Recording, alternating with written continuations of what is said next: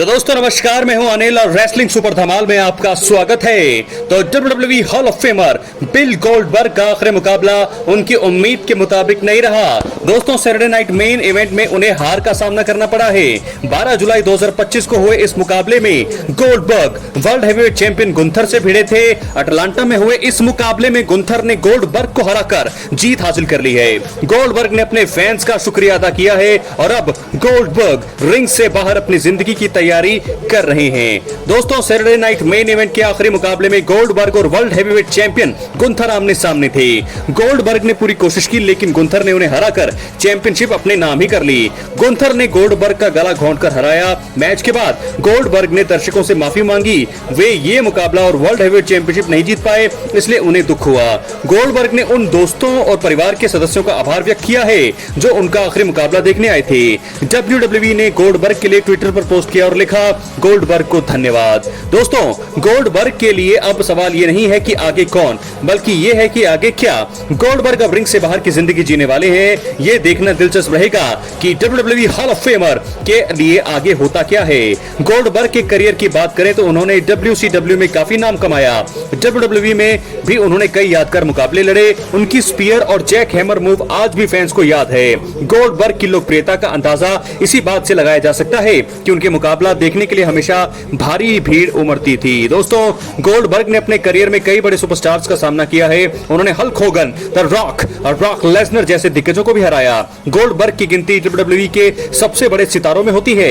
अब जबकि गोल्डबर्ग ने रेसलिंग से संन्यास ले लिया है तो उनके फैंस उन्हें जरूर मिस करेंगे, लेकिन गोल्डबर्ग ने अपने करियर में जो कुछ भी हासिल किया है वो हमेशा याद रखा जाएगा। क्या है आपकी राय, फिर कमेंट बॉक्स में जरूर दें। चैनल पर नए सब्सक्राइब करने के बाद ऑल पर क्लिक करें। तो दोस्तों क्या कैसा लगा आपको गोल्डबर्ग का आखिरी मुकाबला? हालांकि उनके उम्मीद के मुताबिक नहीं रहा, लेकिन फिर भी आप thank you Goldberg comment box में लिख दीजिए। अगर आप गोल्डबर्ग के फैन हैं तो थैंक यू गोल्डबर्ग आप कमेंट बॉक्स में भर दीजिए, थैंक्स गोल्डबर्ग।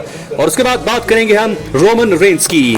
तो दोस्तों आपको बता दें रोमन रेंस के बारे में बहुत सारी बातें चल रही थी, अफवाहें थी, रिपोर्ट्स में भी था कि ये समर स्लैम से पहले आखिरी प्रीमियम लाइव इवेंट होने वाला है। क्या रोमन रेंस की वापसी होगी?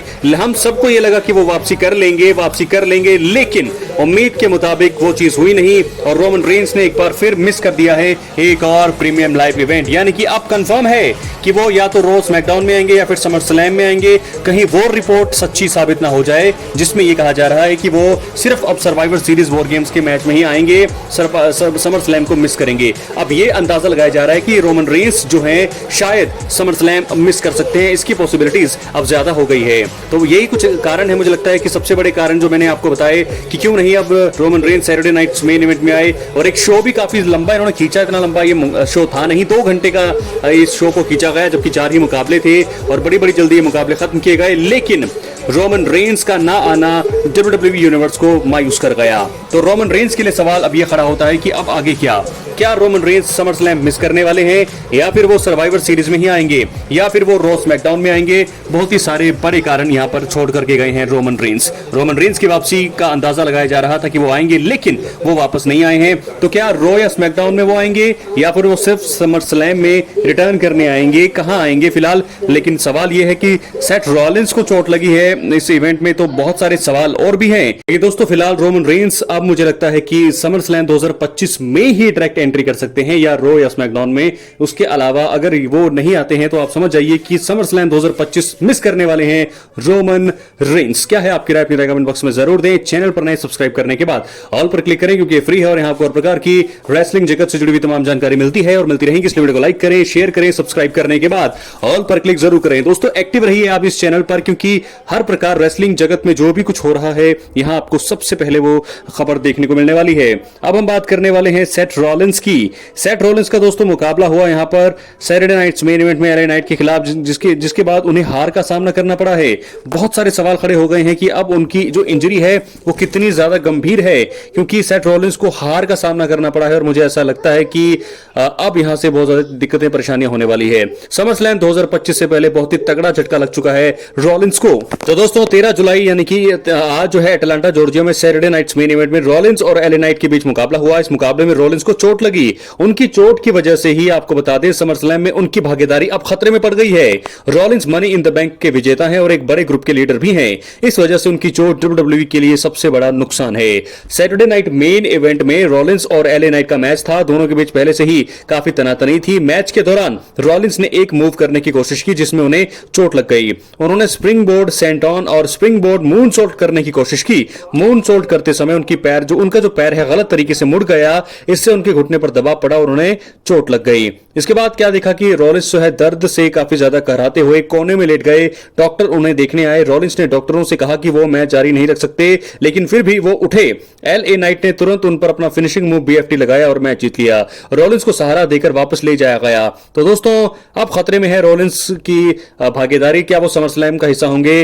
रॉलिंस की इंजरी बहुत गंभीर अब लग रही है। इससे समरस्लैम 2025 में उनकी उपस्थिति पर सवाल खड़े हो रहे हैं। समरस्लैम 20 बस जो है यहां पर 3 हफ्ते दूर है और ऐसी सिचुएशन में उनकी घायल होना जो है काफी नुकसान दे सकता है। रॉलिंस को पहले भी घुटने में चोट लग चुकी है। 2015 में डबलिन में केन के खिलाफ मैच में रॉलिंस के दाहिने घुटने में जो है मुकाबला जो है दाहिने घुटने में चोट लगी थी। तो अब जो है एक बार फिर एक बड़ी फिनिशिंग करना चाहते थे लेकिन नहीं हो पाया। WWE में बुरी तरह घायल हुआ रॉलिंस और अब मुझे लगता है चैंपियनशिप जीतने का जो सबसे बड़ा जो दावेदार था वो खतरे में है। एलए नाइट को जरूर यहां पर आसान जीत मिली। अगर सेथ रॉलिंस की इंजरी नहीं होती तो मैं आपको यकीन से कह सकता हूं कि ये जीतते सेथ रॉलिंस इस मुकाबले को आराम से जीत सकते थे, लेकिन उनकी इंजरी जो है उनके सामने आ गई और यहां से सेथ रॉलिंस अब मुझे लगता है कि पॉल हेमन को भी उन्होंने कहा, रेफरी को भी उन्होंने कहा कि वो मैच को कंटिन्यू नहीं कर सकते, लेकिन फिर भी वो खेल भावना को देखते हुए वो उठे, चाहे उन्हें हार का ही सामना करना पड़ा क्योंकि उन्हें पता था कि वो हार जाए तो ही, क्योंकि अब जब वो मैदान पर उतर चुके हैं तो एक रेसलर के लिए किसी भी खिलाड़ी के लिए वो सबसे जरूरी होता है। तो वो उतरे मैदान में, जब वो नहीं लड़ सकते थे फिर भी वो लड़ने के लिए आगे बढ़े एलए नाइट के साथ और एलए नाइट ने अपना फिनिशिंग मूव करके 1 2 3 करके पिन करके मुकाबला अपने नाम कर लिया। तो एलए नाइट की फिलहाल जीत हुई है और सेथ रॉलिंस की इंजरी बहुत गंभीर लग रही है। तो दोस्तों ऐसे में देखना होगा कि क्या होने वाला है। लेकिन एक और शख्स की हम बात कर लेते हैं। ब्रॉक लेसनर को लेकर के भी बातें थी कि गुंथर ने जो है गोल्डबर्ग को हरा दिया तो शायद ब्रॉक लेसनर आ जाएं, लेकिन ऐसा भी हमें देखने को नहीं मिला मेन इवेंट के मैदान पे, क्योंकि रोमन रेंस का हमें समझ आ गया था कि रोमन वापसी नहीं करने वाले हैं। जब सेथ रॉलिंस इंजर हुए तो हमें यह भी समझ आया कि रोमन के आने का अब सवाल ही पैदा नहीं होता, लेकिन तब नजरें थी मेन इवेंट में क्या ब्रॉक लेसनर आ जाएं। लेकिन यहां पर हमने देखा कि गुंथर ने बहुत ही बुरी तरह यहां से गोल्डबर्ग को हराया। जब गोल्डबर्ग को हरा दिया, चैंपियनशिप सेलिब्रेट कर रहे थे गुंथर, तब हमें ऐसा लगा कि ब्रॉक लेसनर वापस आ सकते हैं और वो कन्फर्म कर सकते हैं और गोल्डबर्ग को अच्छी शानदार विदाई दे सकते हैं, लेकिन ऐसा कुछ भी नहीं हुआ। तो ऐसे में सवाल खड़े हो रहे हैं कि सैटरडे नाइट्स मेन इवेंट में ट्रिपल एच की कैसी बुकिंग थी, क्यों नहीं आए रोमन रेंस, क्यों नहीं आए ब्रॉक लेसनर, क्यों नहीं यहां पर सेथ रॉलिंस की इंजरी को किया गया, क्यों सेथ रॉलिंस को इतना कमजोर दिखाया गया। बहुत सारे सवाल। क्या लगता है आपको? अपनी राय कमेंट बॉक्स में जरूर दें। चैनल पर नए हैं दोस्तों, सब्सक्राइब करने के बाद ऑल पर क्लिक करें। एक्टिव रहें चैनल पर क्योंकि हर प्रकार की रेसलिंग जगत की से जुड़ी हुई तमाम जानकारी आपको मिलती है। अब सैटरडे नाइट्स मेन इवेंट खत्म हो चुका है, ना ही ब्रॉक लेसनर का पता लगा है और ना ही रोमन रेंस का। सेथ रॉलिंस भी इंजर्ड हो चुके हैं और अब सेथ रॉलिंस क्या समर स्लैम में हिस्सा लेंगे? अगर वो सेथ रॉलिंस ठीक नहीं है, अगर वो लंबे ब्रेक पर जाने वाले हैं तो रोमन रेंस को दोस्तों यहां से अपनी स्टोरी को चेंज करना पड़ेगा। मुझे तो कुछ ऐसा ही नजर आ रहा है। क्या लगता है आपको? अपनी राय कमेंट बॉक्स में जरूर दें। द पीस ब्रॉक लेसनर अब क्या समर स्लैम 2025 में आएंगे? बहुत बड़ा सवाल। अब कल होने वाला है एवोल्यूशन, उसके बारे में भी दोस्तों हम आपको शाम को अपडेट वाली वीडियो में बताएंगे। तब तक के लिए मिलते हैं अगली वीडियो में। बहुत धन्यवाद।